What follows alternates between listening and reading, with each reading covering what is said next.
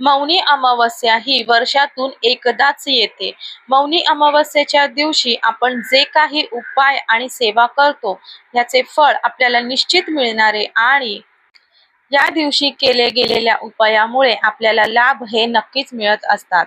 मौनी अमावस्येच्या दिवशी केल्या गेलेल्या उपायामुळे आपले भाग्य उदय होते, त्याचप्रमाणे सुख समृद्धी मिळते आणि आपलं पितृपक्ष जे आहे ते मजबूत होतं. आपले पित्र आपल्यावर प्रसन्न होत असतात. आपल्याला मौनी अमावस्येच्या दिवशी शिवमंदिरात जायचे आहे आणि एका तांब्यामध्ये आपल्याला काळी मिरी घालून आपण ते पाणी आपल्याला शिवलिंगावरती अर्पण करायचे आहे. असे केल्याने आपले पित्र नक्कीच आपल्यावर प्रसन्न होत असतात. त्याचबरोबर एक दिवा घ्यायचा आहे मोहरीच्या तेलाचा, त्याच्यामध्ये आपल्याला 2 लवंग घालायची आहे आणि थोडेसे केसर घालायचे आहे आणि हा दिवा आपण आपल्या घराच्या बाहेर दक्षिण दिशेला पित्रांसाठी नक्कीच लावायचा आहे.